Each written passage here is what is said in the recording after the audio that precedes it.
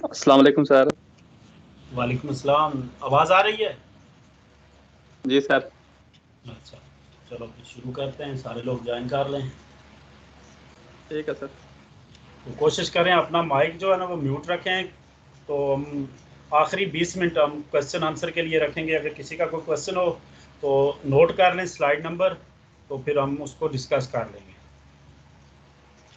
Okay sir. ठीक है।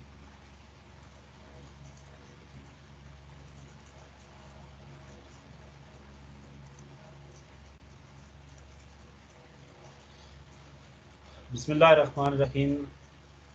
Numerical solution of partial differential equations, ये हमारा कोर्स है जो हम इस सेमेस्टर में डिस्कस करेंगे। ये बेसिकली कंपलसरी कोर्स है एमफिल के लिए। पहले सेमेस्टर में आपने numerical solution of ordinary differential equation पढ़ा था, जिसको आपने एडवांस न्यूमेरिकल एनालिसिस के नाम से, उसी की कंटिन्यूटी में ये कोर्स है। और इस कोर्स में हम पहले सेमेस्टर में हमने numerical solution of ordinary differential equations देखा था, और इस कोर्स में हम numerical solution of partial differential equations देखेंगे। तो आज के लेक्चर में हम कुछ इन चीज़ों पे रोशनी डालेंगे। सबसे पहले हम कोर्स कंटेंट्स जो हैं, जो बोर्ड ऑफ स्टडी से अप्रूव्ड हैं, वो क्या क्या हमने पढ़ना है। फिर रिकमेंडेड और रेफरेंस बुक्स क्या हैं, कि कौन सी किताब आपको रिकमेंड की जाती है बोर्ड ऑफ स्टडी से जो अप्रूव बुक है। एज ए हेल्पिंग मटेरियल आपको रेफरेंस बुक कौन सी है। Then what are the objective of the course, कि आपको ये कोर्स क्यों पढ़ाया जा रहा है। एंड देन मोटिवेशन, ये बेसिकली जो कोर्स है जिसमें हम numerical solution of partial differential equations discuss करेंगे। तो पार्शियल डिफरेंशियल इक्वेशन को पढ़ना इतना एम क्यों है, उसकी कुछ थोड़ी सी मोटिवेशन देखेंगे। कुछ बेसिक डेफिनेशंस हैं पार्शियल डिफरेंशियल इक्वेशन के हवाले से, जो आपने ऑलमोस्ट पढ़ी हुई हैं, उनको रिकॉल करेंगे। फिर हम classification of the second order linear partial differential equation देखेंगे, और ये भी आपने पिछले सेमेस्टर में पार्शियल डिफरेंशियल इक्वेशन का कोर्स पढ़ा है, उसमें देखी हुई हैं। और इसी पे फिर लास्ट पे कुछ एक्सरसाइजेज जो आपने सॉल्व करनी है।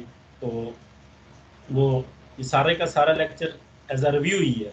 इन बेसिक आपने जो पार्शियल डिफरेंशियल इक्वेशन या जो कुछ चीज़ें ऑलरेडी पढ़ी हुई हैं, उन्हीं को मैं आज रिकॉल करवाने की कोशिश करूँगा। होपफुली कि ये आपके लिए इस पूरे कोर्स में कारआमद साबित होगा।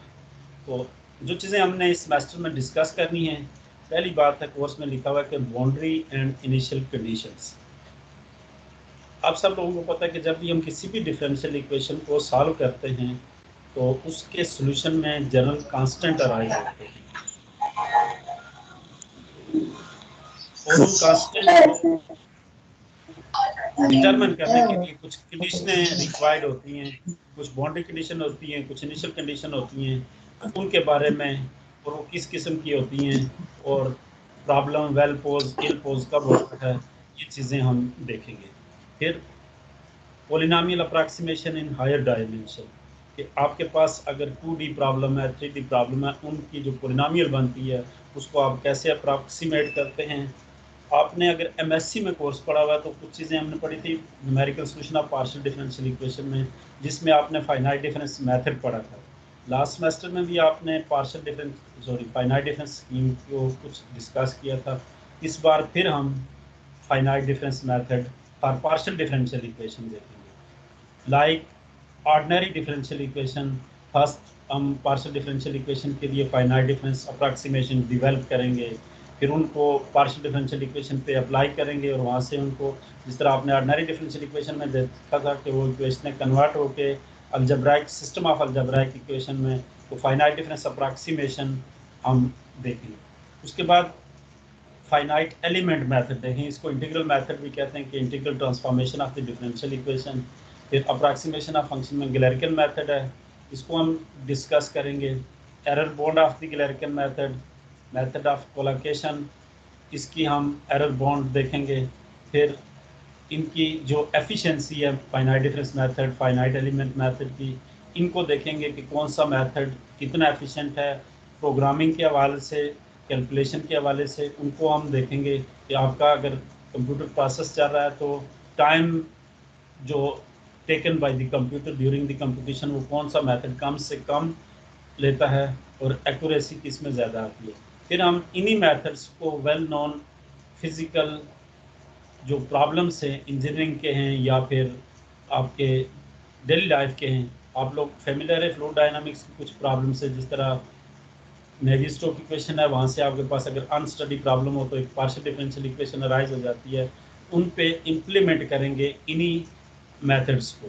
तो इस कोर्स में यानी बेसिकली हम डिस्कस करेंगे कि some different techniques for the approximations of partial differential equations. अब जब कोई भी कोर्स पढ़ाया जाता है उसके लिए कुछ किताबें बताई जाती हैं कि इन किताबों को हम पढ़ेंगे, ठीक है। तो आपके कोर्स में जो अप्रूव्ड बुक्स हैं आप हेल्प और जगह से भी ले सकते हैं। तो मैं 2 किताबें जो हैं, एक किताब मैं आपको शेयर की हुई है, वो किताब है आपकी हॉफमैन की। वो किताब पहले 8-10 लेक्चर में वो किताब फॉलो करूँगा और फिर जकोबी एंड बेडशाह की जो नंबर 5 पे है फिजिकल एंड कंप्यूटेशनल एस्पेक्ट्स, इस किताब को मैं मोस्टली फॉलो करूँगा और इसी से प्रॉब्लम भी उठाऊँगा। तो अगर किसी भी बंदे को ये दोनों किताबें चाहिए तो मैं अटैच भी कर देता हूँ और साथ अगर किसी को चाहिए तो वो भी सॉफ्ट कॉपी में मुझसे ले सकता है। मोस्टली हम यानी एक किताब है हॉफमैन की वो डिस्कस करेंगे और दूसरी किताब जो है जकोबी एंड बेडशाह की। और इसके अलावा आप अगर हेल्प के तौर पे इंडियन एक अथर है शंकारा राव, उसकी बुक में चैप्टर नंबर 9, 10 और 11 है numerical solution of partial differential equation, जो एमएससी लेवल पे मैं एज अ टेक्स्ट बुक पढ़ाता हूँ, वो किताब भी आप कंसल्ट कर सकते हैं।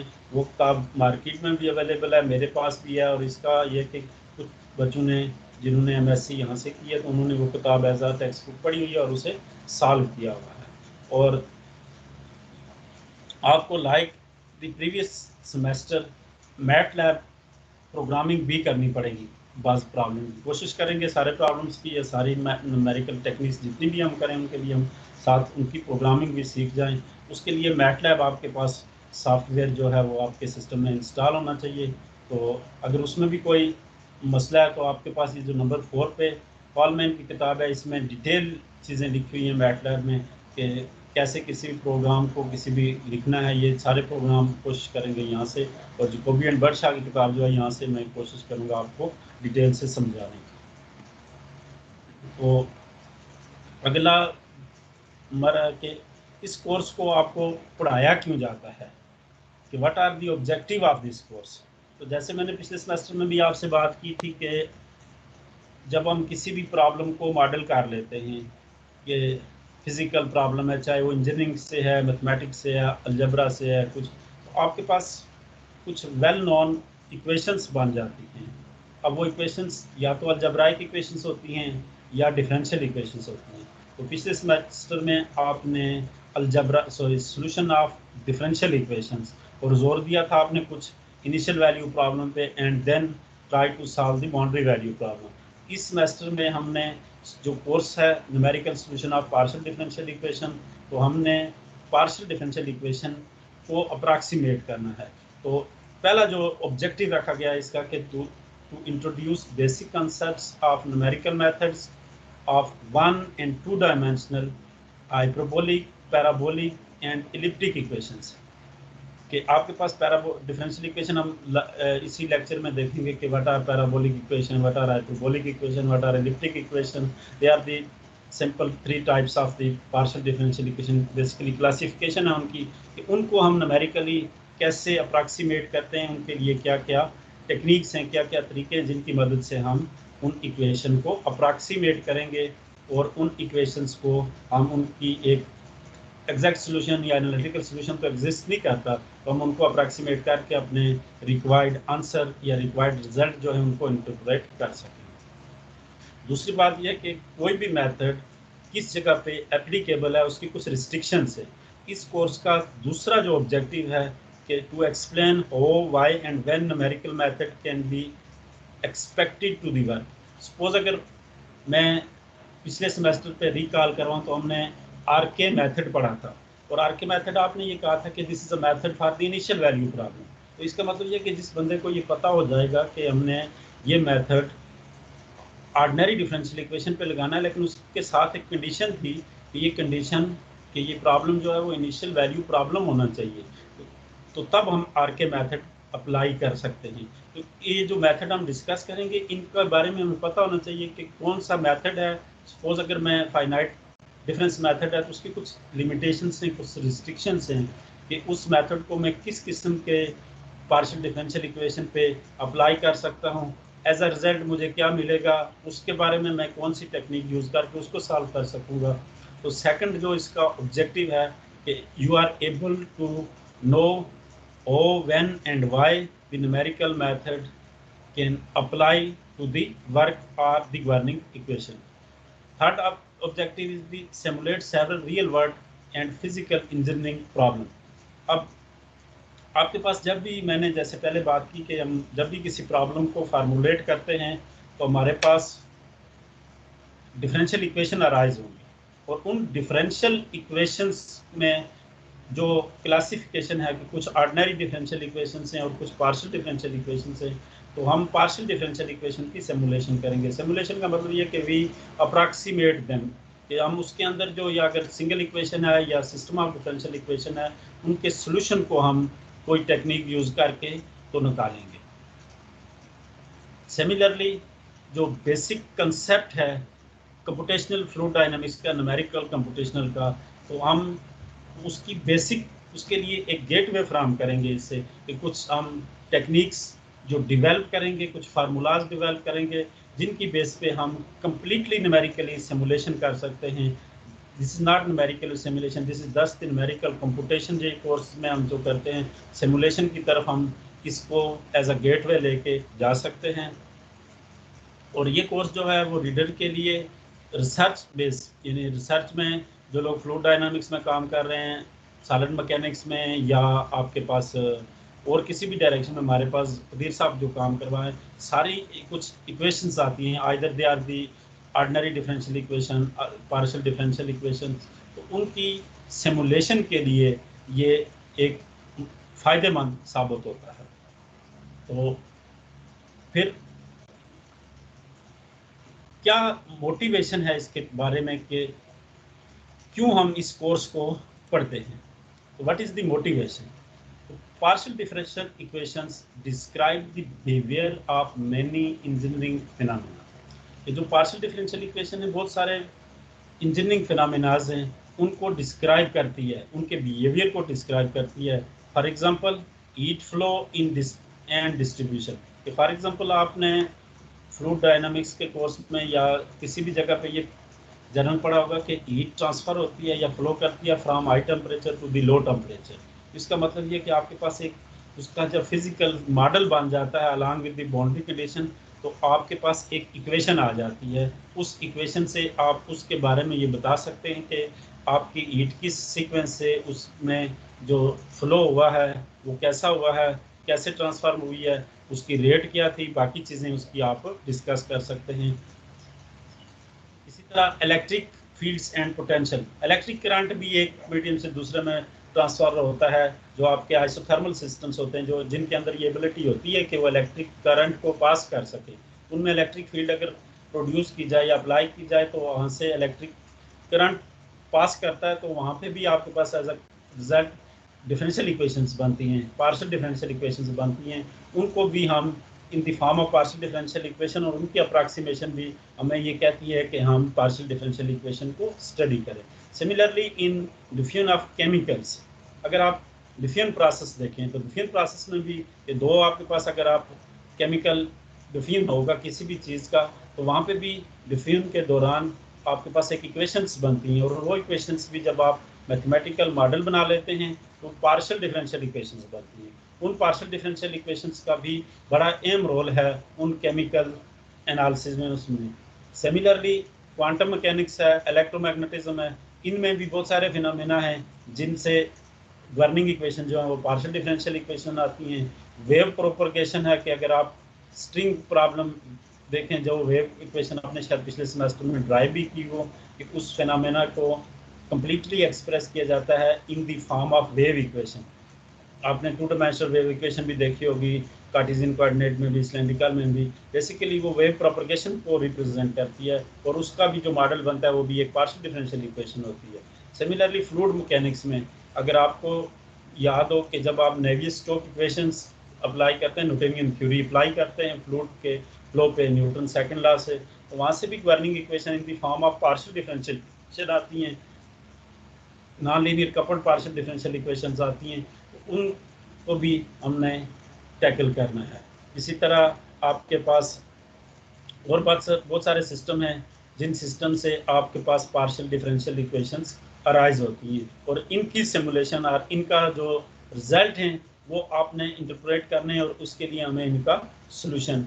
वाइब्रेशन प्रॉब्लम है, आपने अगर सॉलिड मैकेनिक्स में तो मैकेनिक्स ऑफ द सॉलिड में वाइब्रेशन का कंसेप्ट आपने पढ़ा होगा, बकलिंग का कंसेप्ट पढ़ा होगा और उसके नतीजे में आपके पास जो गवर्निंग इक्वेशंस बनती हैं they are partial differential equation, stress strain relationship in material, machine parts and other structures, सारी की सारी जो हैं वो partial differential equations होती हैं और उन partial differential equations को हमने डिस्कस करना है। तो इस वजह से कि इन चीज़ों को मद्देनज़र रखते हुए कि बहुत सारे प्रॉब्लम हैं, इस स्लाइड में अगर आप गौर करें तो हमने हीट प्रॉब्लम देखा, दिस इज बेसिकली थर्मल या थर्मल एनालिसिस का कोर्स है, इलेक्ट्रोडायनामिक्स से भी है, फिर केमिकल इंजीनियरिंग का चीज़ें भी हैं, वेव प्रोपगेशन फिजिक्स की भी है, फ्लूइड डायनामिक्स की भी है, सॉलिड मैकेनिक्स की भी, कि डिफरेंट प्रॉब्लम जब आप मॉडल करते हैं तो उनसे आपके पास as a result governing equation एक पार्शियल डिफरेंशियल इक्वेशन बन जाती है और उस पार्शियल डिफरेंशियल इक्वेशन से हम सोल्यूशन फाइंड करना चाहते हैं। तो इस चीज़ को जहन में रखते हुए कि keeping these points in mind के partial differential equation arises in the different field, ठीक है, तो हम इस कोर्स में इन तमाम चीज़ों को डिस्कस करने की कोशिश करेंगे। तो सबसे पहले हम देखते हैं कि पार्शियल डिफरेंशियल इक्वेशन होती क्या है। बेसिकली आपके पास आपने एमएससी लेवल पे भी पिछले सेमेस्टर में भी पार्शियल डिफरेंशियल इक्वेशन की बेसिक डेफिनेशन पढ़ी है। मैं कोई नई डेफिनेशन नहीं बताने वाला, एग्जैक्टली वही है, जस्ट मैंने आपसे पहले कहा कि ये रिकॉल करेंगे हम कुछ चीज़ें कि पार्शियल डिफरेंशियल इक्वेशंस के रिलेटेड जो हमारे कोर्स में कुछ टर्में आएंगी कि पार्शियल डिफरेंशियल इक्वेशन PDE। अब पूरे कोर्स में मैंने PDE जो है आप भी कहते हैं, मैं भी, इसके बाद PDE अगर कहीं भी एब्रिविएशन आ जाएगा तो this stands for the partial differential equation is an equation that involves an unknown function and its partial derivative. अगर आप इसको मज़ीद एक्सप्लेन कर लें या इसको सिंप्लीफाइड फॉर्म में ले जाएं तो पार्शियल डिफरेंशियल इक्वेशन में आपने ये कहा था कि सिंपली डिफरेंशियल इक्वेशन क्या थी कि ऐसी इक्वेशन जिसमें अननोन फंक्शन और उसके डेरिवेटिव इन्वॉल्व हो, और अगर वो derivative with respect to one variable होंगे तो वो ऑर्डिनरी डिफरेंशियल इक्वेशन है, और अगर वो मोर देन वन वेरिएबल हैं तो वो पार्शियल डिफरेंशियल इक्वेशन है। तो सेम बात यहाँ पे भी लिखी है कि equation that involve unknown function and its partial derivative. Example मैंने लिखी है कि पार्शियल स्क्वायर u और partial x square is equal to partial u by partial t। Look at this example, यहाँ पे आपका u is the dependent variable, x and t are the independent variable. इस equation में आपके पास एक unknown function है या डिपेंडेंट वेरिएबल है u, जो कि किस चीज़ पे डिपेंड कर रहा है, x पे भी और t पे भी। तो आपके पास जहाँ पे भी more than one independent variable आएंगे तो वो पार्शियल डिफरेंशियल इक्वेशन होगी। ये कुछ पार्शियल डेरिवेटिव की नोटेशंस हैं जो हम डेली यूज़ करेंगे। कभी हम पार्शियल स्क्वायर u और पार्शियल x स्क्वायर लिख देंगे या uxx लिख देंगे, xt लिख देंगे।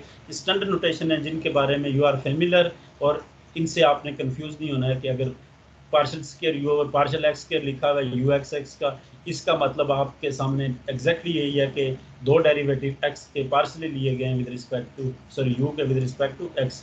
नीचे वाली जो इक्वेशन है उसमें एक डेरिवेटिव पहले x के लिहाज से और फिर t के लिहाज से। These are the standard notation. अब जिस तरह आपने क्लासिफिकेशन या सिंपली पढ़ा था कि डिफरेंशियल इक्वेशन में कुछ बेसिक कंसेप्ट्स भी हैं, अब वो बेसिक कंसेप्ट अगर मैं आपके सामने रखूं कि सम बेसिक डेफिनेशंस, अब वो बेसिक डेफिनेशंस क्या हैं कि ये मैंने आपके सामने डिफरेंशियल इक्वेशन की डेफिनेशन क्या। Differential equation is an equation that relates the derivative of function depending on one or more variable. For example, this is the differential equation in which the derivative function u depends on only one independent variable. Is the involving unknown function u depending on the variable x. और दूसरी equation अगर मैं जो highlight की है partial square u और partial x square, इस equation में अगर गौर करें तो ये एक डिफरेंशियल इक्वेशन है जो आपके पास u डिपेंड कर रहा है एक्स वाई और t पे. तो आपकी first one is the ordinary differential equation and second one is the partial differential equation. तो अगर आप पार्शियल डिफरेंशियल इक्वेशन को जनरल फॉर्म में लिखना चाहें तो पार्शियल डिफरेंशियल इक्वेशन आपने पढ़ा होगा कि अगर आपके पास पार्शियल डिफरेंशियल इक्वेशन है, definitely if u is the dependent variable and depending on some parameter more than one independent variable होंगे, सपोज कर लें कि x, y और t पे डिपेंड करता है, तो आपके पास जब आप उसकी जनरल फॉर्म लिखते हैं तो आपके पास suppose that our unknown function u and its depends on two independent variable से x and y, then its general form can be expressed as. अब अगर गौर करें तो जब हम जनरल फॉर्म किसी भी इक्वेशन की लिखते हैं तो एक फंक्शन बनता है जो कि किस पे डिपेंड करता है, independent variable x, also independent variable y and then the dependent variable u. अब अगर किसी भी इक्वेशन में देखें कि अगर सेकंड ऑर्डर डिफरेंशियल इक्वेशन है तो मैं क्या लिख सकता हूं कि उसका फर्स्ट डेरिवेटिव हो सकता है, first derivative with respect to y हो सकता है, second derivative with respect to x हो सकता है, मिक्स डेरिवेटिव हो सकते हैं कि with respect to x then with respect to y or both the derivative with respect to y. So this is the general form of the partial differential equation. अगर मैं ये जो डॉट्स डाले हुए हैं, अगर आपके पास सपोज कर लें इस 2 की जगह पे 3 वेरिएबल हैं कि जो आपका u है वो डिपेंड्स ऑन 3, तो x, y and then z होगा. फिर आपके पास डिपेंडेंट वेरिएबल है ux होगा, uy होगा, uz होगा. सिमिलरली एक डेरिवेटिव x के लिहाज से होगा, एक y के लिहाज से, एक z के लिहाज से. तो आपके पास एक सीक्वेंस बढ़ता जाएगा.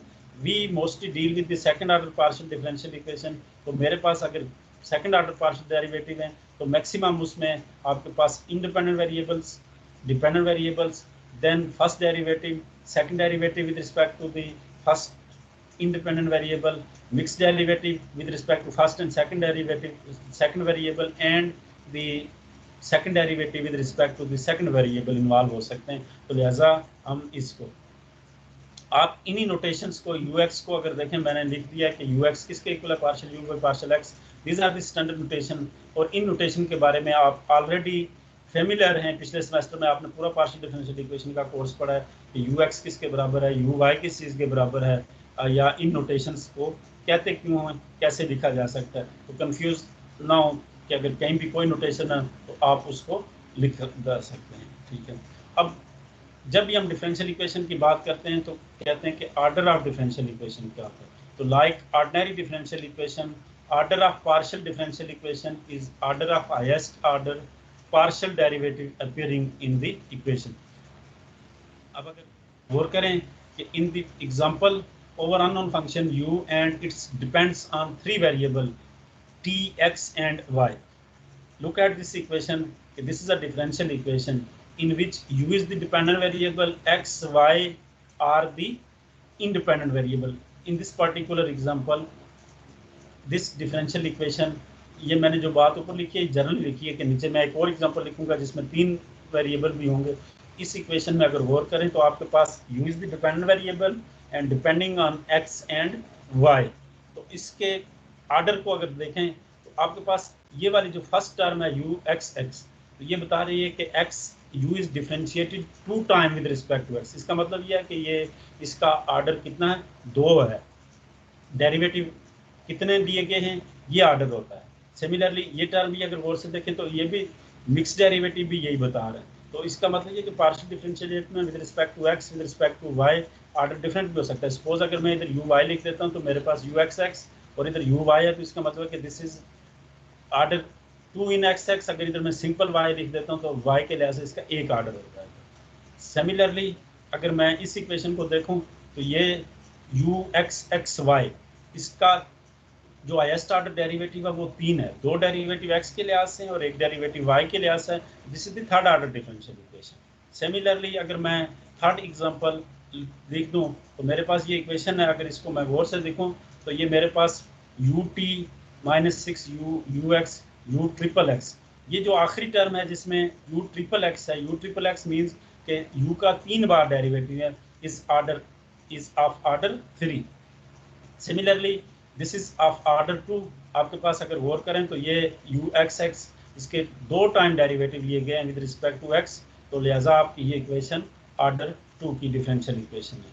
और अगर इस इक्वेशन को गौर से देखें तो ये इक्वेशन भी आपके पास u ट्रिपल एक्स, इसका मतलब ये है कि ये 3 डेरिवेटिव लिए गए हैं विद रिस्पेक्ट टू x, तो थर्ड ऑर्डर डिफरेंशियल इक्वेशन है। And this is the first order differential ux plus uy, this is the first order differential equation. तो अगर आपके पास कोई भी डिफरेंशियल इक्वेशन दे दी जाए और आपसे ये उम्मीद की जाए कि आप इसका ऑर्डर फाइंड करें, तो आप इस 3-4 एग्जांपल को रिकॉल करने के बाद और अपना पिछला कोर्स रिकॉल करने के बाद इस पोजीशन में होंगे कि आप उसका ऑर्डर और बता सकें। अगली साइड है कि जब भी हम ऑर्डर की बात करते हैं तो अगले ही स्टेप में डिग्री की बात करते हैं। तो डिग्री आपको पता है कि डिग्री किसी भी डिफरेंशियल इक्वेशन की क्या होती है कि जो हाईएस्ट ऑर्डर पार्शियल डेरिवेटिव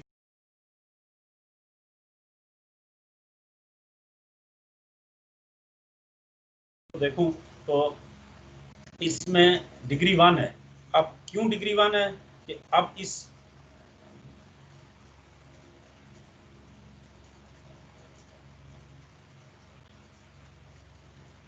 अगर मैं इस इक्वेशन को देखूं तो मेरे पास ux(x) this is the highest order derivative और this is the highest order derivative, this is highest order derivative. इस टर्म में जो इसकी डिग्री है वो डिग्री 1 है, तो लिहाजा this is the second order differential equation of degree 1। Similarly इस इक्वेशन को अगर गौर से देखें ux(xy), अब यहाँ पे अगर गौर करें तो ये uy(y) ये टर्म तो इसकी तो पावर 2 है, लेकिन इसका जो हाईएस्ट ऑर्डर डेरिवेटिव है वो ये है जो आपके पास ux(xy) है, थर्ड ऑर्डर डिफरेंशियल इक्वेशन है, तो लिहाजा इसकी डिग्री भी कितनी होगी, 1 होगी। सिमिलरली इस इक्वेशन को अगर गौर से देखें तो सबसे पहला काम यह कि आपने हाईएस्ट ऑर्डर डेरिवेटिव तलाश करना है कि डिफरेंशियल इक्वेशन में। तो पहला है ut, दूसरा ux है फर्स्ट ऑर्डर, आगे 3 ऑर्डर का डेरिवेटिव पड़ा हुआ है, इसका मतलब है कि थर्ड ऑर्डर मैक्सिमम लिखा हुआ है अभी। तो इसका मतलब ये कि इसकी डिग्री देखेंगे, इसकी एक्सपोनेंट या पावर 3 है, तो this is the differential equation of degree 3। Similarly अगर इस इक्वेशन को गौर से देखें तो इसमें जो राइट हैंड साइड है उस पर ux³ और uxx है, इसका मतलब यह है कि जो हाईएस्ट ऑर्डर डेरिवेटिव है वो u(x) है, यानी सेकंड डेरिवेटिव है, और इसकी एक्सपोनेंट 1 है, तो लिहाजा ये डिग्री 1 की इक्वेशन है। सिमिलरली अगर इस इक्वेशन में देखें u(x) का स्क्वायर uxy³ प्लस yu, इस इक्वेशन में भी हाईएस्ट ऑर्डर डेरिवेटिव ये थर्ड डेरिवेटिव है और इसका जो एक्सपोनेंट है वो 2 है, तो this is of degree 2। Similarly इस अगर इक्वेशन में देखें तो ये डिग्री 1 की इक्वेशन है। ये इक्वेशन है, और इस स्लाइड के बाद यानी अगर ये 4 इक्वेशन, इन इक्वेशनों को आपको क्लासीफाई करने के लिए कहा जाए कि ये इनकी ऑर्डर क्या है, डिग्री क्या है, तो आपके पास इतनी इंफॉर्मेशन होनी चाहिए कि आप ये देख के बता सकें इक्वेशन को कि ये किस डिग्री की है और इसका ऑर्डर क्या है। अब इक्वेशंस लीनियर और नॉन लीनियर, तो लीनियर पार्शियल डिफरेंशियल इक्वेशंस क्या होती हैं।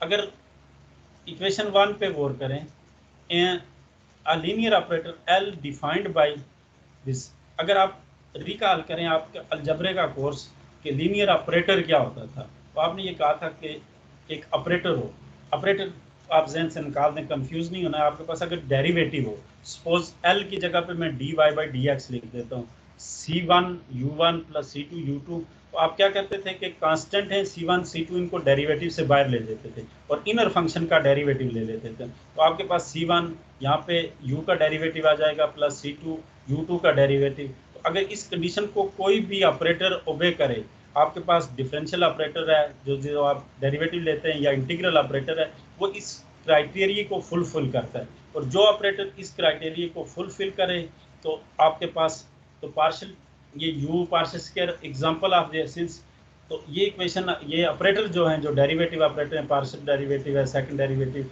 ये लीनियर होते हैं। तो इन इक्वेशंस के बारे में अगर चेक करें तो पार्शियल बाय पार्शियल टी अगर इस पर अप्लाई करें तो डेरिवेटिव की प्रॉपर्टी आपने कहा था कि C1 जो है वो कांस्टेंट होगा तो डेरिवेटिव से बाहर हो जाएगा। फिर ये स्प्लिट हो जाता है कि दो फंक्शन अगर ऐड हों तो उनमें से अलग अलग डेरिवेटिव हो जाते हैं, तो लिहाजा ये इस क्राइटेरिया को फुलफिल करता है। सिमिलरली अगर सेकंड डेरिवेटिव है तो इसको भी चेक कर सकते हैं कि आप ये भी लीनियर ऑपरेटर की कंडीशन को ओबे करता है। इन अब तो ऐसे ऑपरेटर को जो मैंने डिफाइन किया हुआ है इक्वेशन 1 में, मैं लीनियर ऑपरेटर कहता हूँ, ठीक है। तो अब आपके पास अगर दो लीनियर ऑपरेटर हो, आपने अगर तो उनका कॉम्बिनेशन भी एक लीनियर ऑपरेटर होता है, ठीक है, लेकिन उनका स्केयर कभी भी लीनियर ऑपरेटर नहीं होता है। यू कैन वेरीफाई दिस कि आपके पास अगर partial u by partial t है तो ये तो लीनियर है, लेकिन इसका स्केयर आप चेक कर सकते हैं कि इस एग्जांपल में मैंने कि आपके पास जब इसका मैं स्केयर लूँगा तो ये आपकी लेफ्ट हैंड साइड और राइट हैंड साइड इक्वल नहीं है, तो लिहाजा ये लीनियर ऑपरेटर नहीं है। तो अब a partial differential equation is said to be linear if it is linear in unknown function and its all derivatives of unknown function with constant coefficient or the coefficient depends on independent variable।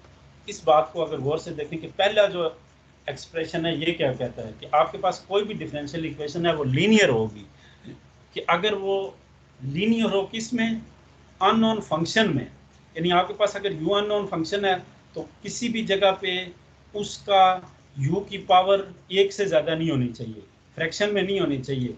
तो इसका मतलब ये कि linear होने के लिए उसको क्या होना चाहिए, उसका एक्सपोनेंट 1 होना चाहिए, जो डिग्री कहलाते हैं हम, यानी वो 1 होनी चाहिए। फिर उसके डेरिवेटिव के बारे में कहते हैं कि all the derivatives of unknown function कि वो भी क्या होने चाहिए, लीनियर होने चाहिए। उनके जो कोफिशिएंट होंगे वो कांस्टेंट हो या फंक्शन ऑफ इंडिपेंडेंट वेरिएबल हो। अगर डिपेंडेंट वेरिएबल का फंक्शन है तो फिर भी वो इक्वेशन लीनियर नहीं देगी।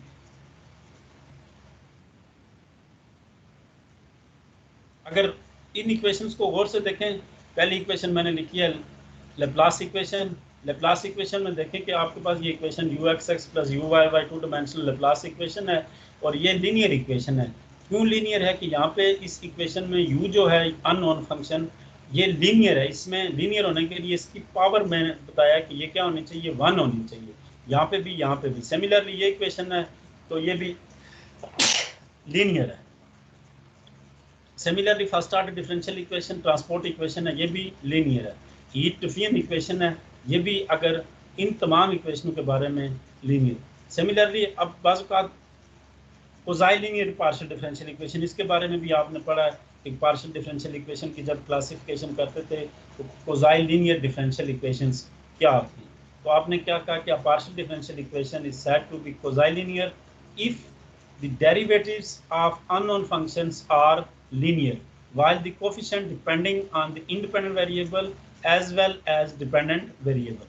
अब एग्जांपल देख लें कि अगर गौर करें इस इक्वेशन को, अगर जनरली आप देखें तो आपने क्या कहा है कि u और उसका डेरिवेटिव प्रोडक्ट की फॉर्म में है, ठीक है। Basically this is in not linear but this is linear in derivative, this term makes this not linear. तो ऐसी डिफरेंशियल इक्वेशन को कोसाइन लीनियर कहते हैं। सिमिलरली इस इक्वेशन में भी अगर गौर करें तो आपके पास ये वाली टर्म जो है ये इसको नॉन लीनियर की क्राइटेरिया में ले जा रही है। ये डेरिवेटिव्स में तो लीनियर है, लेकिन इस टर्म की वजह से कि प्रोडक्ट में आपके पास डिपेंडेंट वेरिएबल और उसका डेरिवेटिव आ रहे हैं, तो ये इसको इस किस्म की जो इक्वेशंस होंगी इनको हम कोसाइन लीनियर डिफरेंशियल इक्वेशंस कहते हैं। नेक्स्ट आता है semi-linear partial differential equation। Semi-linear partial differential equation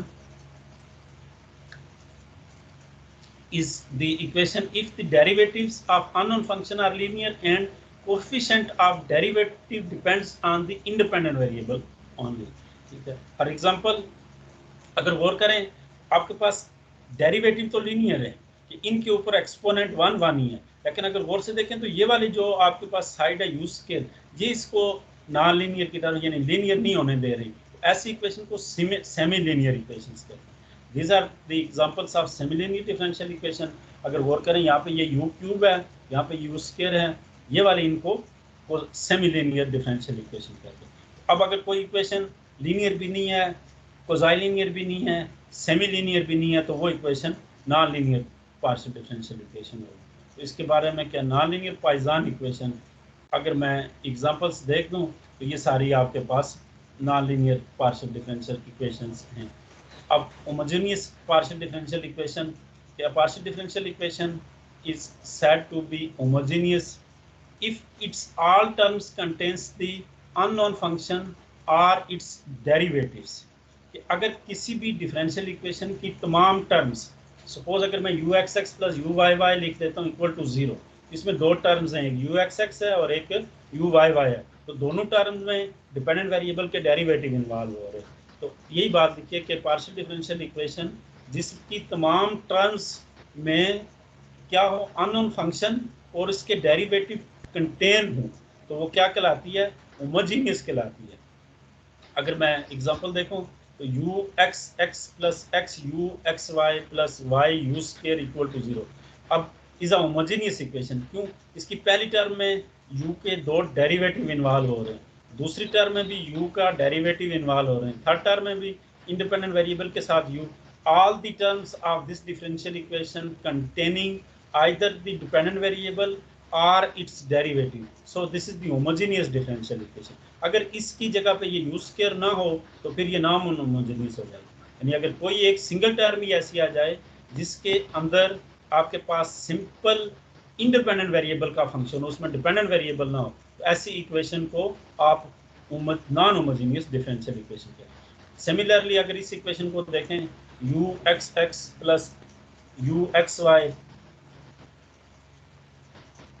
with the coefficient 2x plus 5u, in this equation each term, first term, second term, third term, these containing first two terms containing the derivatives and third term containing the unknown function, so this is the homogeneous differential equation। look at this कि equation is a non homogeneous, why?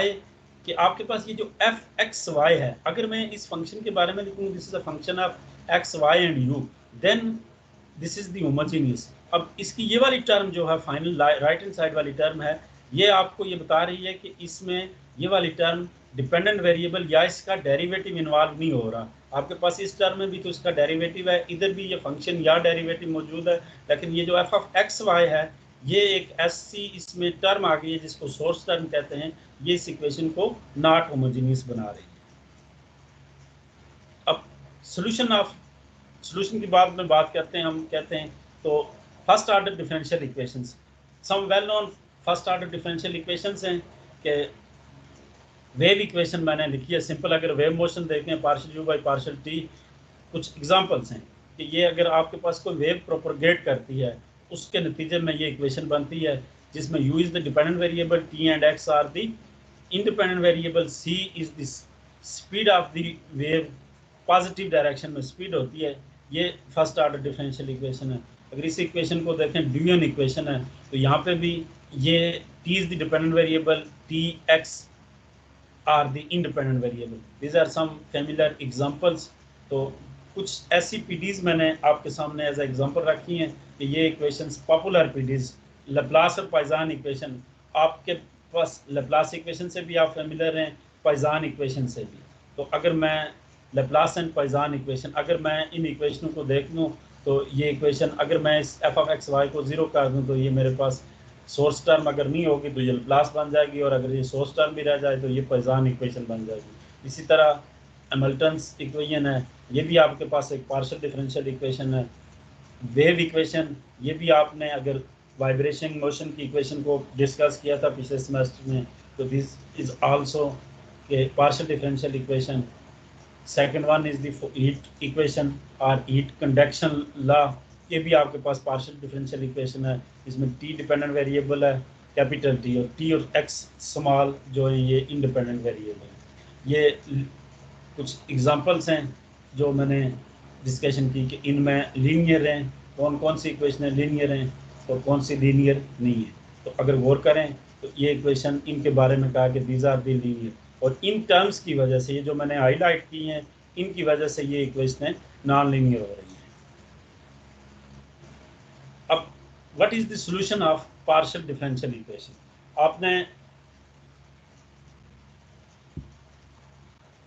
Ordinary differential equation के solution के बारे में कहा था कि solution basically जब आप उसको सॉल्व करते हैं तो फैमिली ऑफ कर्व्स आ जाता है।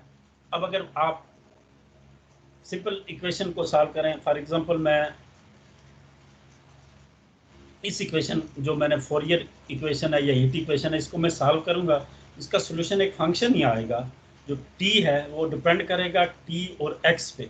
अगर मैं इसको प्लॉट करूं तो इसका मतलब ये है कि एक साइड पे मैं x रख लूंगा, एक साइड पे t रख दूंगा, 2 डायमेंशन में चली जाएगी, एक सरफेस जनरेट हो जाएगी। तो इसका मतलब ये है कि पार्शियल डिफरेंशियल इक्वेशन का सॉल्यूशन जो है, जनरल सॉल्यूशन, वो फैमिली ऑफ सरफेसेस होगा।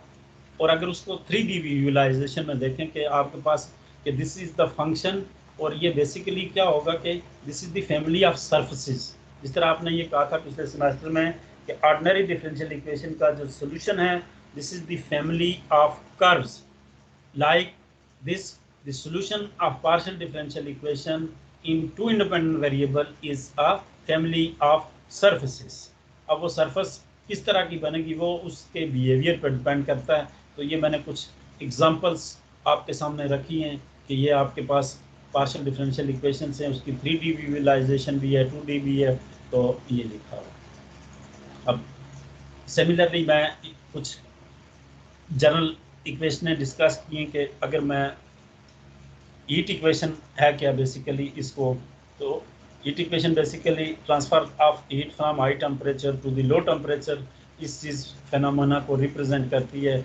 और ये इक्वेशन में जो हाईलाइट है ये, और इसके साथ अगर बाउंड्री कंडीशन के साथ इसको सॉल्व करें और इसको अगर मैं प्लॉट कर लूँ तो मेरे पास इसका डिफरेंट कर्व्स बनेंगी, और इन कर्व्स को अगर मैं आपस में ज्वाइन कर लूँ तो मेरे पास एक सरफेस बन जाएगी, पूरी एक छतरी बन जाएगी, और वो इसका पूरा कंप्लीट सॉल्यूशन होगा। ये दो जो कर्व्स में ड्रा की हुई हैं, ये इनिशियल कंडीशन के लिहाज से कि इनको मैंने इनिशियलाइज करके सिंपल जनरल सॉल्यूशन नहीं लिखा बल्कि इसका पर्टिकुलर सॉल्यूशन लिखा हुआ है। Similarly, these are some examples of the partial differential equation, Laplace equation, heat equation, wave equation। ठीक है, Laplace equation 3D की, इसके बारे में भी आपने पिछले सेमेस्टर में भी पढ़ा कि आपके पास Laplace equation क्या होती है, heat equation क्या होती है। Similarly, 3-dimensional heat equation, तो डायमेंशन का भी आपको पता है कि अगर x, y, z these are the space coordinate, तो आपके पास नंबर ऑफ स्पेस कोऑर्डिनेट जितने भी होंगे, कि अगर डिपेंडेंट वेरिएबल दो स्पेस कोऑर्डिनेट पे डिपेंड करता है तो t is the temporal coordinate, this not representing the dimension. तो आपके पास अगर x और y दो हैं तो इसका हम कहेंगे कि ये 2 डायमेंशनल इक्वेशन है। और अगर हम ये कहेंगे कि ये x, y और z पे डिपेंड करता है तो 3 डायमेंशनल है। और अगर सिंपल x पे डिपेंड करता है, अगर इसी इक्वेशन को मैं 1 डायमेंशन पे ले आऊँ कि u is only depending on x and t, then this equation reduces to partial u by partial t is equal to alpha partial square u over partial x square, then this is the 1 dimensional heat equation, and alpha is the thermal conductivity or diffusibility। तो ये standard notations हैं।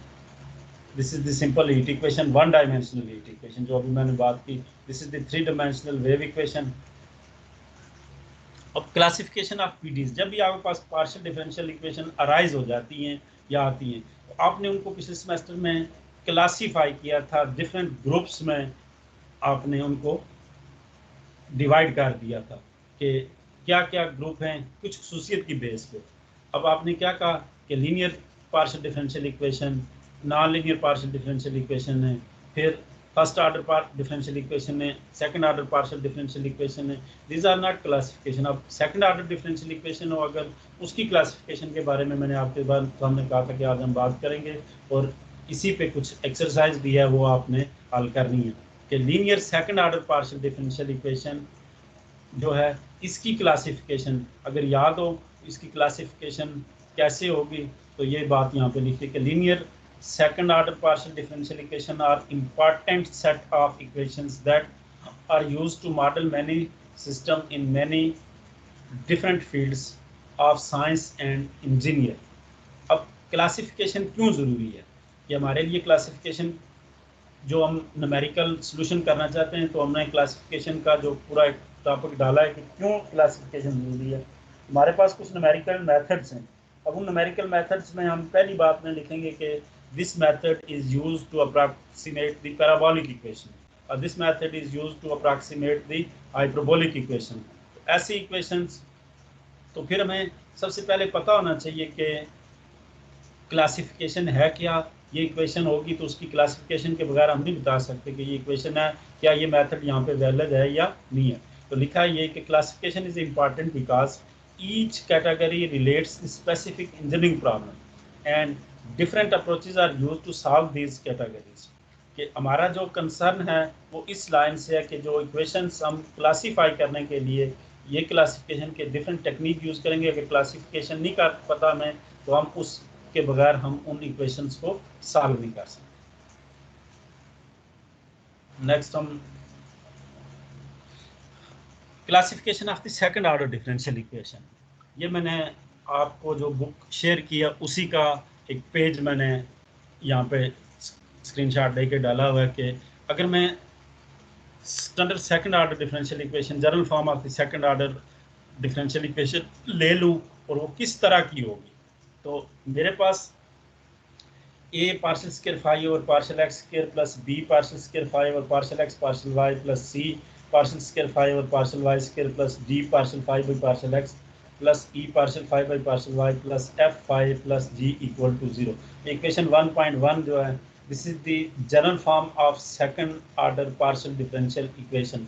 अब a b c d ये आपके पास variable of independent variable, ये जो constant हैं coefficient a b c d f g, ये कोफिशिएंट ऑफ इंडिपेंडेंट वेरिएबल हों। अगर ये कोफिशिएंट ऑफ डिपेंडेंट वेरिएबल होंगे तो फिर ये नॉन लीनियर इक्वेशन हो जाएगी, लीनियर नहीं होगी। तो हमने क्लासिफिकेशन के लिए कहा है कि आपके पास इक्वेशन लीनियर होनी चाहिए, जिसकी हम आज क्लासिफिकेशन के बारे में कोई बात कर रहे हैं। तो आपके पास where in general the coefficient A, B, C, D, E, F, G are the function of independent variable x and y and are the dependent variable phi। Generally तो ये होता है कि ये फंक्शन ऑफ डिपेंडेंट वेरिएबल भी होंगे, लेकिन अगर मैं आज की लेक्चर की या क्लासिफिकेशन की बात करूं तो ये मेरे पास डिपेंड करेंगे सिर्फ x और y पे। अगर मैं इसको किसी भी तरीके से सॉल्व करूं तो इसका सोल्यूशन क्या होगा, इसका सोल्यूशन एक फंक्शन होना चाहिए फाई जो इस इक्वेशन को सेटिस्फाई करे। तो यही बात लिखिए कि assuming that phi is equal to phi of xy is the solution of this differential equation। इस डिफरेंशियल इक्वेशन का सॉल्यूशन एक फाई होगा, और वो अभी जिस तरह मैंने बात की कि वो फाई करेगा क्या, कि आपके पास जो भी पार्शियल डिफरेंशियल इक्वेशन होगी कि वो फैमिलीज ऑफ सरफेसेस को रिप्रेजेंट करेगा। This solution describe the surfaces in space. कि जब आपने ऑर्डिनरी डिफरेंशियल इक्वेशन के सॉल्यूशन की बात की थी तो आपने ये कहा था कि this is the curve in x y plane, यानी प्लेन में एक कर्व बन गई थी। और जो पार्शियल डिफरेंशियल इक्वेशन का सॉल्यूशन होगा तो वो एक सरफेस बन जाएगी, और वो सरफेस कहाँ पे होगी, 3D में होगी, स्पेस में होगी। तो इस डिफरेंशियल इक्वेशन का सॉल्यूशन भी एक 3D में या स्पेस में एक सरफेस बन जाएगी, ऑन विच स्पेस कर्व में भी ड्रांस। अगर आप उस सरफेस के ऊपर कर्व ड्रा करना चाहें तो आप इसके सॉल्यूशन पर कर्व ड्रा कर सकते हैं। और the curves patch varies solution of the differential equation and are known as the characteristic curve. अगर आप तमाम की तमाम कर्व्स को, पैचेस को अलग अलग से ड्रा कर लें और उनको इकट्ठा कर दें तो टोटल सॉल्यूशन बन जाता है। जो अभी मैं अगर गौर करें तो मैंने ये एक सॉल्यूशन ड्रा किया था, ये वाला, ये एक कर्व है, ये दूसरी कर्व है। अब इन्हीं कर्व्स को अगर मैं जनरली इकट्ठा कर लूँ तो पूरी की पूरी मेरे पास एक स्पेस में सरफेस बन जाएगी जो इस हीट इक्वेशन का सॉल्यूशन रिप्रेजेंट करेगी। तो ये बात मैं इधर कहना चाहता हूँ। अब अगर इसका सॉल्यूशन सरफेस बन जाता है तो आपने by definition the second order derivative along the characteristic curves are undetermined and indicates they may be discontinuous across the characteristics। You are familiar with the characteristics curves। कि अगर आप देखें तो आपके पास जो क्लासिफिकेशन है वो बेसिकली डिपेंड कैरेक्टरिस्टिक्स पे करती है। कि आपके पास dy by dx जो है वो टेंजेंट टू द सरफेस होती है, और वो dy by dx जो है वो आपके डिफरेंट इक्वेशंस के लिए dy by dx आता कहाँ से, ये बेसिकली उसी की तरफ में जा रहे हैं। अगर मैं ये कहता हूँ कि ये इसका solution phi of x y होगा तो फाई ऑफ एक्स वाई इस डिफरेंशियल इक्वेशन को सेटिस्फाई करेगा। सेटिस्फाई करने का ये मतलब ये है कि मैं अगर इस फाई का टोटल डेरिवेटिव ले लूँ तो with respect to x d phi x वो ये आ जाएगा, और वो फाई किस चीज़ पे डिपेंड कर रहा है, अगर गौर से देखें तो phi is a function of x and y, उसका मैं with respect to total derivative लूँ अगर विद रिस्पेक्ट टू एक्स, तो मैं चेन रूल से मैं उसका टोटल डेरिवेटिव एक्स के लिहाज से भी, total derivative with respect to y भी, तो ये अगर मैं डी फाई एक्स और डी फाई वाई की जगह पे ये पुट कर दूं तो मेरी ओरिजिनल इक्वेशन ये बन जाती है कि आपके पास कुछ टर्में आपस में जमा नफी हो जाती हैं, और कुछ टर्म जिनमें अब देखें सेकंड डेरिवेटिव वाली इक्वेशंस, यानी जो फाई के दो डेरिवेटिव एक्स के लिहाज से थे, दो फाई के वाई के लिहाज से थे, और एक्स और वाई के लिहाज से कुछ फाई के डेरिवेटिव आ रहे हैं जो किसके, यानी ये जनरल इक्वेशन जो मैंने इक्वेशन 1.1 है उसको मैंने ये लिख दिया कि एच बेसिकली ए पहली टर्म फिर बी सी, ये सारी की सारी को उठा के मैंने एच कह दिया है कि ये एच होगा। अगर मैं इन तीन इक्वेशनों को सॉल्व कर दूँ, इक्वेशन नंबर 1.2, 1.3 और 1.4 को, अब इनको ए बी सी को अगर मैं सॉल्व कर लूँ तो आपके पास तीन इक्वेशन, तो उनको पार्शियल स्क्वायर फाई और पार्शियल एक्स स्क्वायर के लिए with the help of Cramer rule solve करें। तो क्रेमर रूल में आपको पता है कि आपके पास क्या होना चाहिए कि आपके पास जिसकी वैल्यू निकालनी है पार्शियल स्क्वायर फाई और पार्शियल वाई स्क्वायर की, इन इक्वेशंस में अगर गौर करें, ये इक्वेशन भी है, ये इक्वेशन भी है और ये इक्वेशन भी, तो आपने इनके कोफिशिएंट का मैट्रिक्स लिखना है और उस मैट्रिक्स की जगह पे ये रिप्लेस कर देने हैं, और अगर आप इन इक्वेशंस को सॉल्व करें तो आपके पास पार्शियल स्क्वायर फाई और पार्शियल एक्स पार्शियल वाई की ये वैल्यू आ जाती है जो कि इक्वेशन 1.5 में एक्सप्रेस की जाएगी। अब हमने ये कहा कि इट इज़ डिसकंटिन्यूस कब होगी। अब कोई भी चीज़ डिसकंटिन्यूस उस वक्त होती है कि जब वो अनडिफाइंड हो जाए, यानी उस डिसकंटिन्यूटी आ जाए। तो डिसकंटिन्यूटी के होने के लिए आपने अगर कंटिन्यूटी की डेफिनेशन पढ़ी हो तो आपने ये कहा था कि फंक्शन डिसकंटिन्यूस हो जाता है कि वो किसी पॉइंट पे डिफाइंड ना रहे। अनडिफाइंड होने के लिए क्या होना चाहिए कि आप इस इक्वेशन 1.5 का जो डिनोमिनेटर है अगर ये ज़ीरो हो जाए तो ये हमें बताता है कि मेरे पास ये इक्वेशन अगर इसका ये ज़ीरो हो जाता है डिनोमिनेटर, ये डिटर्मिनेंट, तो then this equation becomes or the discontinuity will appear। तो अगर for discontinuity ये मैंने लिख दिया कि इसका जो डिनोमिनेटर है वो मेरे पास ज़ीरो आ जाएगा। अगर इस इक्वेशन को मैं इस डिटर्मिनेंट को 1.6 जो डिटर्मिनेंट है मैं इसको अगर एवेल्युएट कर दूँ, सिंपल 3x3 का डिटर्मिनेंट है तो मैं ए को बाहर रखा है और अंदर मैं अगर इनको सिंप्लीफाई कर दूँ, अगर गौर करें तो 1.7 जो है ये आपके पास आ जाएगी dy बाई डी एक्स का होल स्क्वायर माइनस, यानी अगर इस इक्वेशन को गौर से देखें तो आपके पास this is a quadratic equation in dy by d x. आप simply dy by d x की जगह पे कैपिटल एक्स डाल दें तो आपके पास क्या आ जाएगा, this is a quadratic equation. अब क्वाड्रेटिक इक्वेशन के बिहेवियर का कि उसके रूट किस किस्म के होते हैं, आपने एफएससी की किताब में मैथ पढ़ा था कि उसका जो सॉल्यूशन है वो हम with the help of quadratic formula निकाल सकते थे। तो आपने क्वाड्रेटिक फार्मूला अप्लाई करना है, इसका मतलब यह है कि इक्वेशन 1.7 जो है इसको मैं with the help of quadratic formula अगर सॉल्व कर दूँ तो मेरे पास dy by d x at any point alpha beta मैंने लिखा है, ये जनरल लिखी हुई है, तो ये किसके इक्वल आ जाएगी कि ये minus b plus minus b square minus 4ac divided by 2। ये इस इक्वेशन पे क्वाड्रेटिक फार्मूला 1.7 पे अप्लाई किया है और this is the solution of this differential equation 1.7। अब ये जो dy बाई डी एक्स है ना, these are the characteristics curves. अब अगर इसका बिहेवियर देखना हो, रूट का बिहेवियर एफएससी किताब में आपने पढ़ा था किसी भी इक्वेशन के रूट्स कैसे देखे जाते हैं। तो आपने ये कहा था कि a x square plus b x plus c equal to 0 equation हो तो आप उसका डिस्क्रिमिनेंट फाइंड करते थे। Basically this is the discriminant b square minus 4ac। तो आपने इसकी बेस पे उस इक्वेशन के रूट के बारे में बता दिया था। तो लाइक दी अलजेब्राइक इक्वेशन इस जगह पे भी कि ये जो कैरेक्टरिस्टिक्स कर्व्स हैं इनके जो वैल्यू हैं वो डिपेंड करती हैं इस 1.8 पे।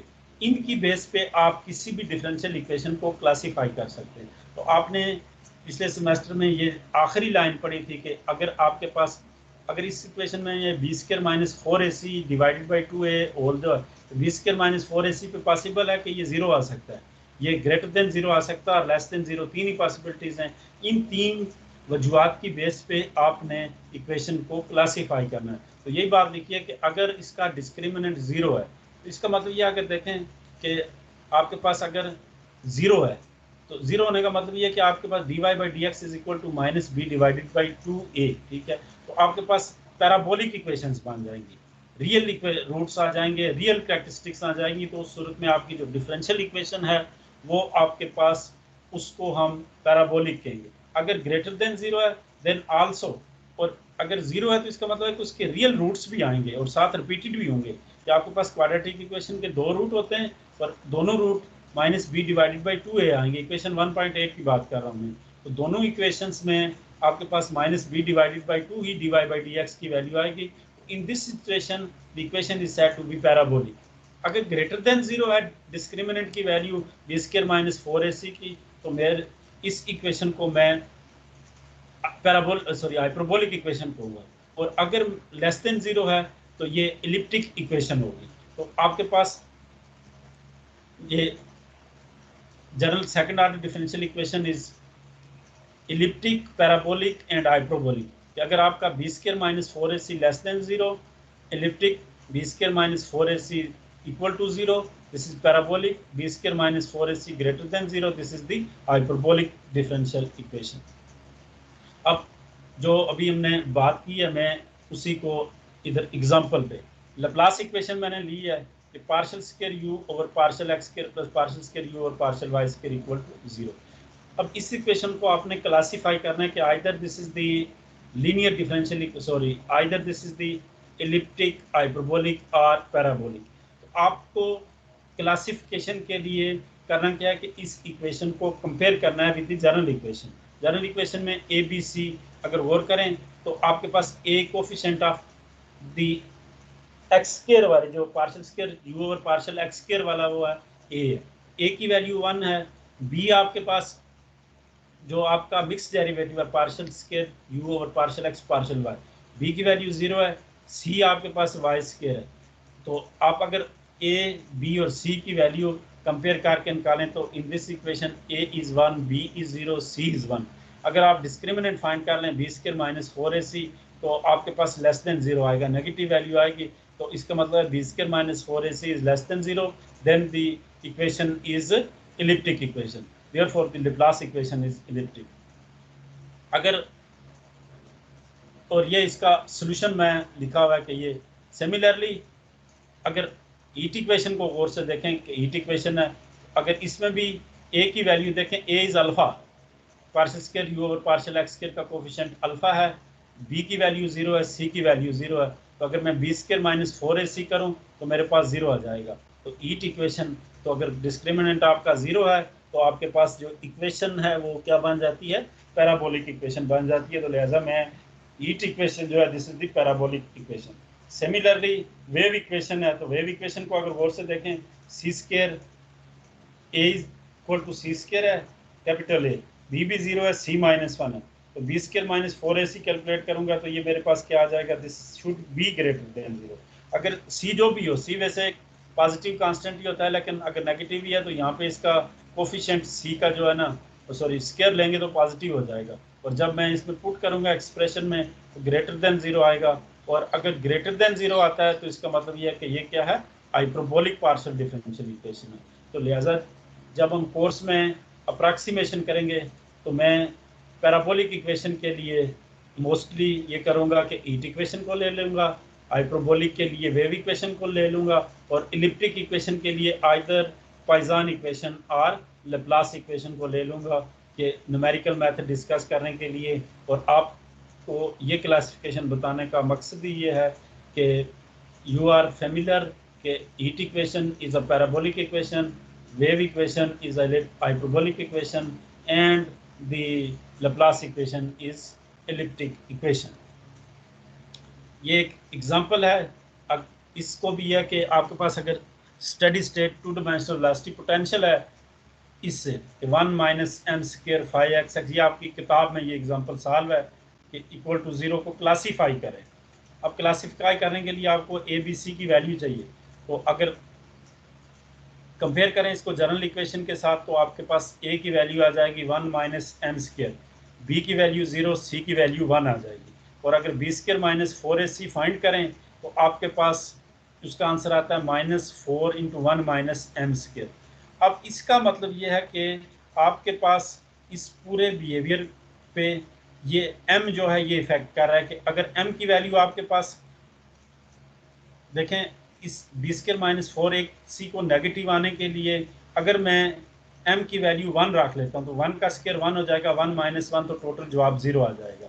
अगर मैं m की वैल्यू ऐसी रखता हूँ कि टोटल जवाब मेरे पास ग्रेटर देन 1 आ जाता है, 1 माइनस ग्रेटर देन 1 वैल्यू जो है वो नेगेटिव हो जाएगी, तो नेगेटिव बाहर वाले नेगेटिव को पॉजिटिव कर देगा, तो टोटल डिस्क्रिमिनेंट ग्रेटर देन 0 आ जाएगा। और अगर ये लेस देन 0 आएगा तो सॉरी लेस देन 1 आता है तो फिर इसका मतलब बिहेवियर चेंज होगा। तो यही बात देखिए, if F m is less then 1, m is less then 1 होगा तो लेस देन 1 का जब भी आप स्क्वायर लेंगे तो वो भी लेस देन 1 होगा।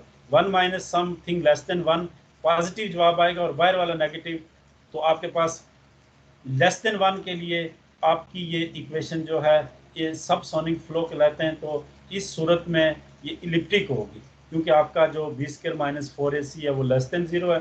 1 अगर रख देते हैं 1 के लिए 0 हो जाएगा तो ये पैराबोलिक हो जाएगी। इस तरह सूरत में ये आप सोनिक फ्लो कहते हैं। और अगर ग्रेटर देन 0 के लिए अगर m की वैल्यू जो है वो ग्रेटर देन 1 होगा तो 1 minus greater than 1 negative term आएगी, वो नेगेटिव इस नेगेटिव से प्लस हो जाएगी, तो आपके पास टोटल रिजल्ट जो है वो आ जाएगा एक नेगेटिव टर्म। तो टोटल रिजल्ट जब पॉजिटिव आ जाएगा तो आप क्या कहेंगे कि ये हाइपरबोलिक डिफरेंशियल इक्वेशन बन जाएगी। तो इसी तरह की कुछ एग्जांपलें मैंने एट दी एंड रखी हुई हैं जो मैंने आपको एज अ एक्सरसाइज देनी। अब जितनी भी डिफरेंशियल इक्वेशंस हैं उनको जब हम सॉल्व करते हैं तो हमें बाउंड्री कंडीशंस की ज़रूरत होती है। अब बाउंड्री कंडीशंस कितनी होनी चाहिए, कैसी होनी चाहिए, वो आपके पास एक जनरल क्राइटेरिया। अगर मैं ये बात करूं कि किसी भी इक्वेशन का मैं यूनिकली सॉल्यूशन फाइंड करने के लिए या पार्टिकुलर सॉल्यूशन फाइंड करने के लिए मैं एक कंडीशन इंपोज कर देता हूं, और वो कंडीशन अब देखें इस इक्वेशन में कि लाइक ऑर्डिनरी डिफरेंशियल इक्वेशन को हमने क्लासिफाई किया था कि इनिशियल वैल्यू प्रॉब्लम ये हैं और इनिशियल कंडीशन ये हैं, बाउंड्री कंडीशन।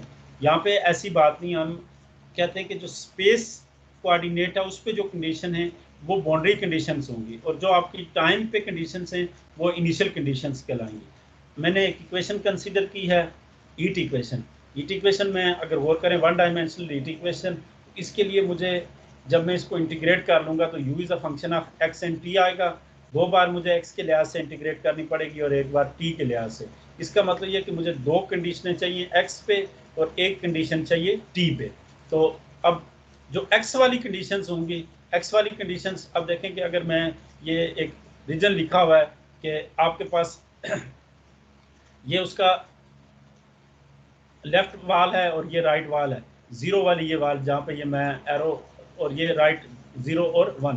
तो इन पॉइंट्स पे जो कंडीशन है, अगर मैं यूं एक्स एक्सिस को ले लूँ तो मेरे पास जो ये वैल्यू है एक्स एक्सिस और ऊपर में अगर टी ले लूँ तो मेरे पास जो हॉरिजॉन्टल लाइन है ये इनिशियल टाइम को रिप्रेजेंट करेगी, और ये वाली जो आपकी आखिरी कंडीशन है साइन ऑफ पाई एक्स की, this is the condition on time when t is equal to 0। जरूरी नहीं है t 0 ये किसी भी टाइम पे जहाँ पे इसको इनिशियलाइज फिक्स कर दिया जाए, मोस्टली हम 0 ही लेते हैं इसलिए कि जो टाइम वाली कंडीशन है वो कंडीशन आपको इनिशियल कंडीशन बताएगी, और जो आपकी स्पेस डेरिवेटिव है, स्पेस वेरिएबल है x, उस पे जो कंडीशन है वो आपको बाउंड्री कंडीशन।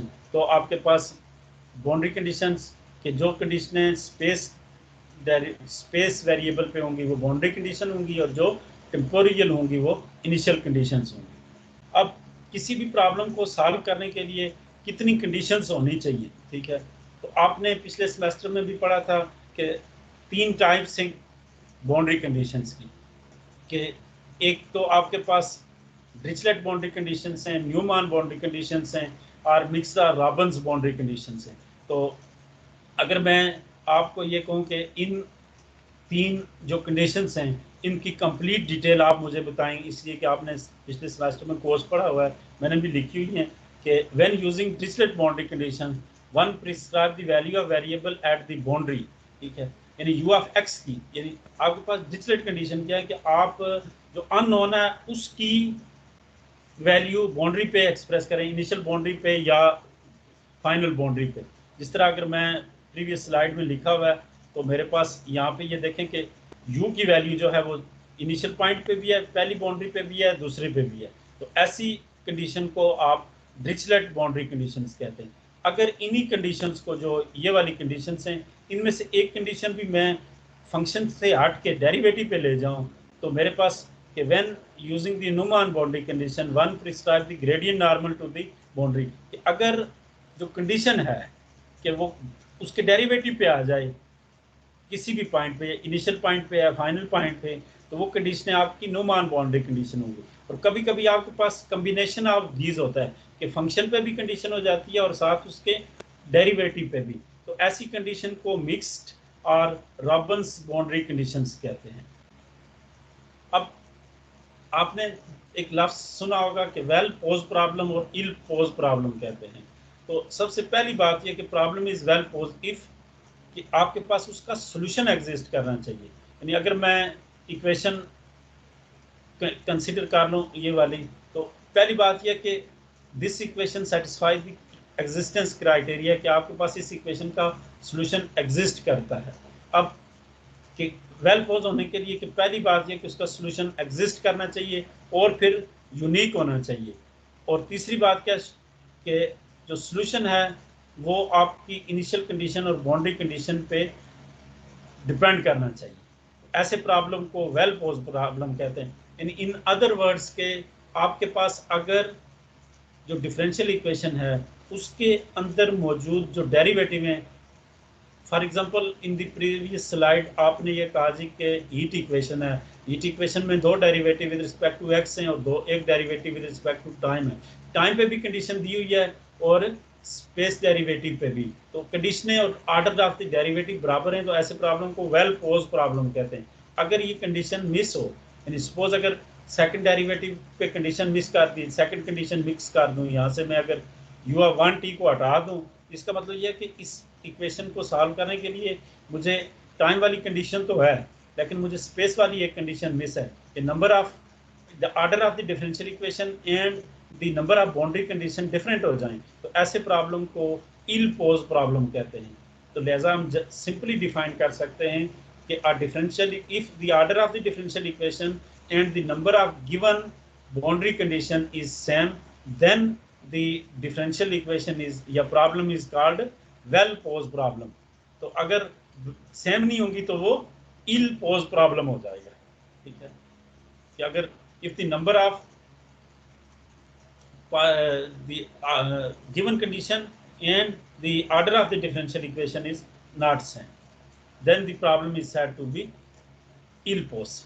अब पिछले सेमेस्टर में भी जिस तरह आपने ये कहा था कि हम बाउंड्री वैल्यू प्रॉब्लम में शूटिंग टेक्निक यूज करते हैं कि उसकी एक इनिशियल कंडीशन दी हुई थी, तो इधर भी बाज़ औक़ात ये होता है कि हमारे पास न्यूमेरिकल सॉल्यूशन में के इल पोज प्रॉब्लम है, तो उसके लिए हम सेंसिटिविटी के लिए कोई एक एल्गोरिदम डेवलप कर लेते हैं और वहाँ से ये करते हैं कि उसका सॉल्यूशन फाइंड करने के लिए कुछ अप्रॉक्सीमेट उसको वैल्यू दे देते हैं और फिर उसको चलाते हैं, कहते हैं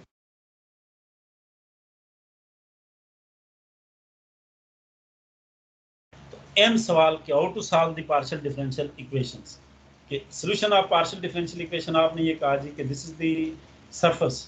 जिस तरह आपने ऑर्डिनरी डिफरेंशियल इक्वेशन में ये कहा था कि ऑर्डिनरी डिफरेंशियल इक्वेशन बेसिकली क्या है कि ऑर्डिनरी डिफरेंशियल इक्वेशन का सॉल्यूशन फैमिली ऑफ कर्व्स है। तो आपने ये किया था कि सपोज dy by dx लेके equal to something, either it is the boundary value problem और इनिशियल वैल्यू प्रॉब्लम, तो आपने यूँ किया था कि उस कर्व को जनरेट करने की कोशिश की थी with the help of different techniques.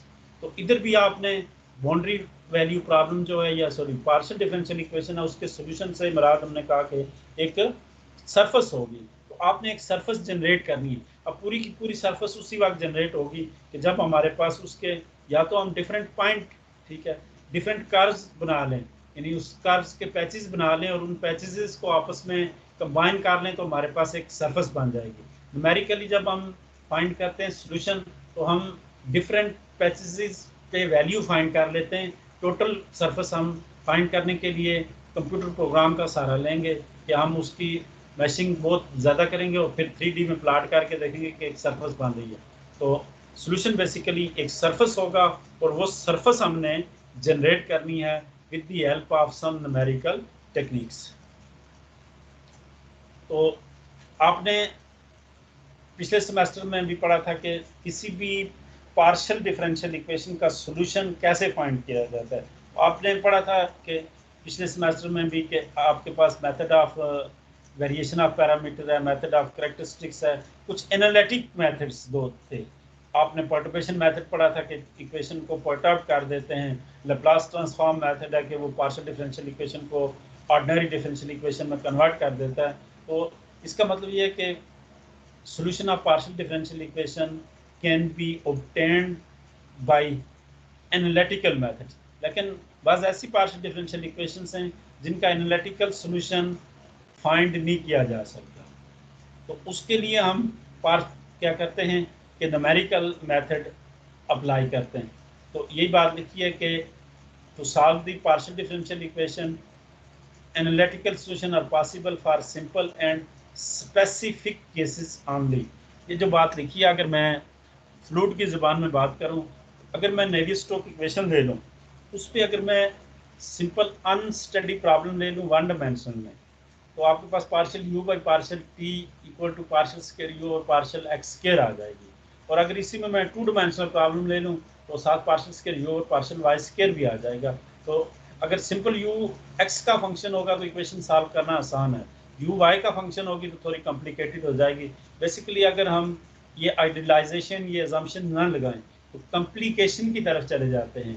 तो इन कॉम्प्लिकेशन से सोल्यूशन फाइंड करना और कॉम्प्लिकेटेड हो जाता है, कम्प्लेक्स सिस्टम अराइज हो जाते हैं। तो लिहाजा हमने ये कहा कि आपकी जो एनालिटिकल सोल्यूशन है वो डिपेंड करते हैं आपकी आइडियलाइजेशन पे, आपकी जो सिंप्लीफिकेशन है, जो आपने उस पर कंडीशन कॉन्स्टेंट्स जो इम्पोज किए हुए हैं कि ये कंडीशन होगी तो तब आपकी पार्शियल डिफरेंशियल इक्वेशन सिंप्लीफाइड बनेगी, जिसको आप वेल नोन एनालिटिकल टेक्निक से सॉल्व कर सकेंगे।